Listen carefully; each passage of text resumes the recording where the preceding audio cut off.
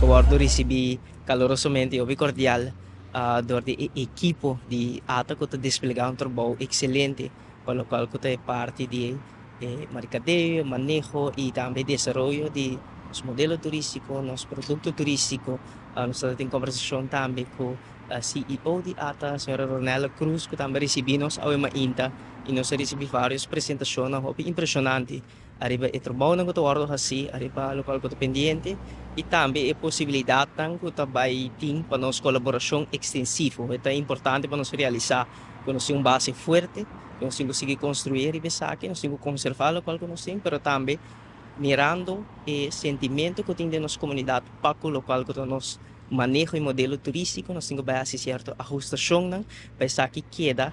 está em correlação, em conexão com a satisfação de nossa comunidade. Sobretudo, é importante para nós realizar com uma comunidade que está happy, uma comunidade que está feliz, por prover a experiência autêntica, experiência que nós visitantes não lo por visa apreciar, lo honra e também de qualidade de lo qual que nós espera de nós generar. E é importante que nós arriba base de diálogo aqui para nós conseguir construir o qual que te fundeixe forte que nós temos. É base de diálogo aqui, é base de cooperação, é base de colaboração e de mesmo espírito aqui nós vai seguir com o trabalho na comissão de assim vai seguir com o esforço na comissão de assim para nós conseguir garantizar o êxito de nosso motor econômico de nosso país. Eu quero que é um bom início e conversação, já também tem várias outras conversações que nós sucedemos aqui. Kita apenas é de 2 dias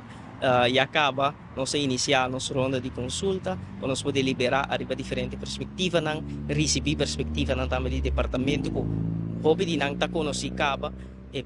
perspectiva de departamento de ator principal do mundo turístico te conheci, o sentimento de nossa comunidade te conheci e o manejo também turístico também guardo comunicar com nós base ajustação do modelo aqui, porque da satisfazer nossa comunidade, garantizando a experiência também de nossos visitantes.